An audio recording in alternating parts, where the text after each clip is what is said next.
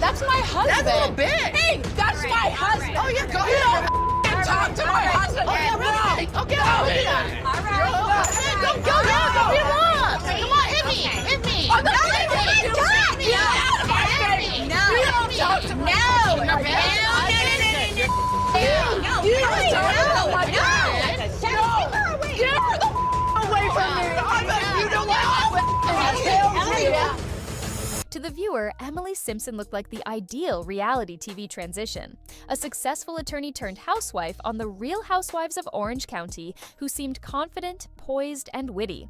She presented a life of privilege and status. White picket fences, designer clothes, the luxury backdrop of Orange County. Her brand was polished. Her title, lawyer, gave her weight. She wasn't just a figment of the Bravo universe. She was real-world educated, articulate, and professional. You talk to me in front of everyone, Emily. Do you want to yell? Do that? Do you want to do that? I I'm asking wasn't. you to have a conversation. Well, you should have between done the that two of- over there. Don't point at me.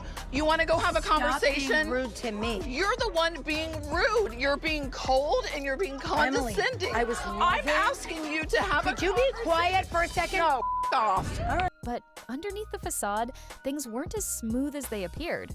Early on, cracks appeared, private marital struggles, questions about how much of her lifestyle was genuinely hers, and an uptick in public feuds and defensiveness. What should have been a story of transformation instead became one of unraveling. Emily's rise hinged on image, but the image began to fail her. Her public persona promised authenticity, but her actions began raising doubts. The tragic irony, the more she tried to appear polished, the more her cracks showed. Emily Simpson entered The Real Housewives of Orange County with a strong professional identity. She wasn't just another glamorous face, but a licensed attorney with a background in law and event planning. That distinction instantly gave her credibility among fans who were used to seeing women defined by relationships and wealth rather than education and intellect.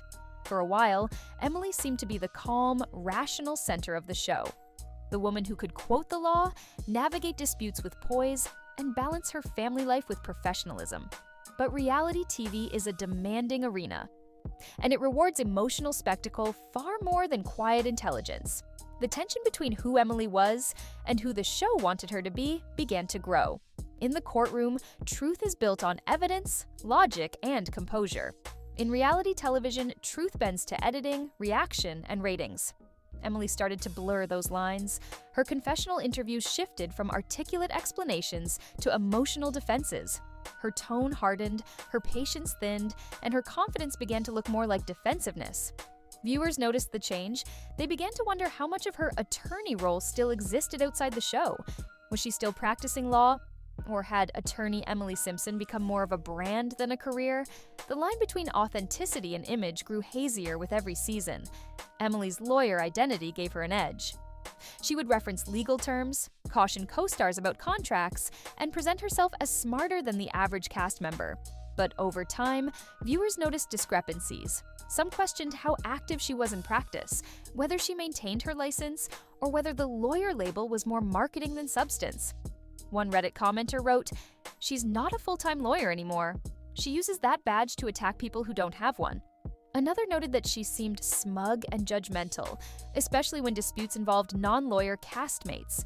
Credibility matters both on screen and off, and the decline of hers began when she used her legal background more as a weapon than a tool for fairness. When a reality show participant leans too heavily into prestige without backing it up, the audience senses it.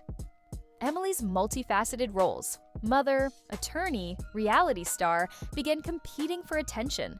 The lawyer began to feel like a costume, a piece of set dressing among the luxury bags. And once viewers sensed that, the sheen began to tarnish. Behind the camera, Emily's marriage to Shane Simpson and her role as mother began to be major plot points. On the show and online, Emily revealed anxiety, tears, and the burden of motherhood. While vulnerability can endear a star to an audience, her narrative made her appear overwhelmed and unfocused. In season 19, Emily and Shane clashed openly over their son Luke's health issues. Luke has always been a picky eater, but it's gotten to the point, I would say, over the last year where it's just he doesn't eat at all. Do you want chips or do you want some goldfish or something? I am not hungry. You're not hungry? 2 months ago, I took Luke to a therapist. She told me that he definitely has ARFID, which stands for Avoidance Restrictive Food Intake Disorder. The nutritionist was explaining to me he doesn't understand that he feels hungry. Food in general disgusts him. Emily accused Shane of trying to simplify their son's struggles. That conflict was private, but it played out for public consumption. The result? Instead of solidarity, viewers saw marital discord. Instead of strength, they saw confusion. Worse, Emily's emotional breakdowns raised questions about her stability. A lawyer who once appeared sure of herself now seemed shaky. One scene had her saying, "I feel like I'm hanging on in every aspect of my life. Motherhood, marriage, career." When a person you're meant to respect publicly looks unmoored privately, the damage to image is immediate. Luxury living on reality TV often invites scrutiny. In Emily's case, accusations arose that her lifestyle was funded not by her career or husband's earnings, but by her in-laws. Real Housewives of Orange County star Emily Simpson is setting the record straight. Doubled down against claims that she lives off her in-laws' money. Emily is not holding back. During an exclusive interview with Us Weekly, Emily slammed the accusation, stating, "If they funded my lifestyle, why the fair? Would I be sitting on this couch?" She made it clear that she and her husband Shane have both worked hard for everything they have. But it's not just about defending herself. Though Emily denied the claims, and no lawsuit confirmed them, the recurring allegation hurt her authenticity. Viewers pointed out that while she projected independence and success, the apparent backing of her family suggested an alternate reality. The message she sold, self-made, lawyer turned star, started to ring hollow. When your narrative is, "I made it on my own," and audience suspect otherwise, the gap between image and truth widens fast. These funding accusations also tied into her feuds. Castmates used them to question her motives. Was she on the show for the glamour or the money? Was marriage a partnership or a prop? When viewers suspect motive before virtue, you've already lost credibility. Emily's role as attorney gave her a platform, but it also set expectations. When she intervened in co-star issues, like giving advice to Shannon Beador about her lawsuit with John Jansen, some saw it as authentic. Others saw posturing. What's your take on the John Jansen lawsuit against Shannon? I think that the timing of it is very suspect. I think he had an opportunity to ask for the money when they broke up months ago, but I think he meticulously waited to do it while we were filming. When she criticized Shannon for handling the lawsuit publicly, Emily stepped beyond castmate and into legal advisor mode. But audiences didn't buy it entirely. They wondered, does she practice law regularly? Is this help, or is this camera time? The uncertainty damaged the professional sheen she once had. Authenticity is hard to keep in reality TV. Emily's brand of savvy attorney mom started to feel like a persona. When she used her credentials to issue moral judgments, it came off as superiority rather than empathy. That perception shift is dangerous for someone whose entire identity rests on credibility. No reality star is immune to conflict, but Emily's feuds grew more frequent and more pointed. She often took the moral high ground, calling out other women for lack of integrity, while her own story carried question marks. One former castmate, Tamra Judge, accused Emily of faking storylines and being jealous of her marriage. Who out of this group of women do you trust the least? Heather said I would pick Tamra. And I said you. And I'll tell you why I said you. My fear is if I shared things with you that were really personal and you got mad at me in some circumstance, that you would go look something up. That's a legitimate fear. That hurts my feelings. I know it hurts your feelings. Because I am f***ing loyal to a fault. I'm always honest with everybody. What have I ever done to her that she would not trust me? Tamra's unpredictable. There's all kinds of articles that like my husband's cheating on me. I don't know where those come from. You have to admit that you do things like that too. You can't just have clean hands all the time and everybody else is a villain. I'm saying that I said... I can't believe this. Wait, now you're pissed at me? No, I'm f***ing hurt by you. Emily's public posture of supportive friend often crumbled under the weight of her callouts. If you're constantly telling others they're wrong, viewers eventually ask, who told you the truth? When she accused castmates of dramatic behavior or lack of sincerity, that spotlight flipped onto her. The performative empathy, I see your pain, I know your truth, shifted into accusations and judgments. Drama drives ratings. But when someone becomes known more for their fights than their growth, the narrative shifts. Instead of being the smart, calm force, Emily became part of the noise. In today's world, your Instagram is your headline. For Emily, her social media became a double-edged sword. Initially, her posts highlighted her family, her law work, her classy lifestyle. But gradually, her feed became reactionary, heated responses to critics, defensiveness about her kids and marriage, and vague but mean posts aimed at other cast members. One viral moment, Emily and Tamra deciding to urinate in the front yard of a fellow housewife instead of using the bathroom inside during a night out. Shane Simpson, her husband, called it disgusting. The public saw more than just a wild moment. They saw poor judgment and lack of poise. The scene spread fast online, and Emily's attempt to brush it off as rural upbringing did little to stem the backlash. Social media also amplified her insecurities. Fans accused her of bullying others while positioning herself as victim. One post cited her criticizing Nicole's weight or body image in a way that felt cruel. When your audience turns from supporter to skeptic, the feed that once built you begins to erode you. Reality TV presents Life Amplified. For Emily, storylines that began as career moments or family issues turned into long-running arcs of conflict. The problem is, when your real life becomes television, the boundaries blur, and you can lose yourself. The show repeatedly featured Emily's anxiety about being a mother, concerns about her reputation, and struggles with her husband. But repeated public breakdowns, "I feel lost," "I can't handle everything," etc., made her look less like a professional balancing life and more like a person collapsing under the weight of a persona. Her image of competent lawyer mom working in a luxury lifestyle became overshadowed by calls for attention, repeated crises, and slow burn drama. Life became less lived, more performed. And when you perform your crises for cameras, you risk becoming the crisis. As the seasons passed, Emily's audience perception shifted. She was no longer the smart, stylish attorney housewife.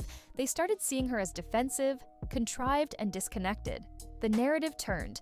Instead of trusting Emily to handle things, viewers began to suspect her of misrepresenting things. One recent headline, Emily admitted the season 19 finale left her speechless and uncomfortable. For someone whose identity was anchored in being composed and articulate, that admission signaled a vulnerability she couldn't control. Vulnerability is human, but on reality TV, it's also exposure. Her relationships with fellow cast members fractured. Her social circle shrank. Loneliness crept in. A person once surrounded by fans and cameras began to stand out in a different way, as someone whose persona had outlived its support. Fame had given her attention, but it had taken away community, respect, and authenticity. After several seasons on The Real Housewives of Orange County, Emily Simpson's calm professionalism gave way to exhaustion. The lawyer who once brought reason to chaos began to look overwhelmed by it. Emotional confessions, online defensiveness, and tense reunions revealed a woman under pressure to stay relevant in a world built on drama. Her marriage struggles with Shane became tabloid fodder, and every episode seemed to chip away at her once steady image. The more she tried to control her narrative, the more it slipped away. Fame had turned from opportunity to burden. In the end, Emily's downfall wasn't one explosive scandal, but the slow unraveling that comes from living in constant performance mode. The woman who entered as a voice of reason became another casualty of reality TV's demand for chaos. Proof that sometimes the spotlight burns brighter than anyone can handle. Emily Simpson's journey is a cautionary tale about the cost of image over substance. She started with promise, a woman who worked hard, achieved credentials, and entered a world where she could showcase both. But as the show became more important than the profession, and spectacle more valued than truth, the foundation cracked. She tried to have the best of both worlds, attorney and reality star, mother and celebrity, luxury and authenticity. But reality doesn't work that way. The more she leaned into the reality TV version of herself, the less real she became. The more she fought perception, the more she looked reactive instead of proactive. Her story warns others in that world. Credibility is not a prop. Family is not a set piece. Mental health is not a storyline. If you build your career on a public image without solid grounding, you risk one day finding yourself stranded by that image. And when you're in the spotlight, the fall is always public. In closing, Emily Simpson's life on television didn't just elevate her, it exposed her. She sought to have it all on camera. love, career, family, style. But she gradually realized that being all things publicly means showing all the things, including struggle, anxiety, and contradiction. Her legacy isn't one of triumph, but of warning. Fame gave her a platform, but it also gave her an audience for every slip. The lawyer-turned-star who once seemed in control ended up mired in the chaos she once observed. The drama she entered the door to manage swallowed her whole. Emily Simpson's story is tragic not because of any one scandal, but because the promise of empowerment turned into the perils of performance. When your identity depends on an image you cannot sustain, and your flaws become your plot lines, the fall isn't just inevitable, it becomes unavoidable. In the world of reality television, you can script your beginning, but you can't always control your ending. Emily began in control and ended in a web of expectations, scrutiny, and unresolved tension. Her tale reminds us that when life becomes spectacle, authenticity is the first casualty. And for Emily Simpson, the star who thought she could have it all, may have learned that the cost of being seen so widely is that you must show everything, even when you don't want to.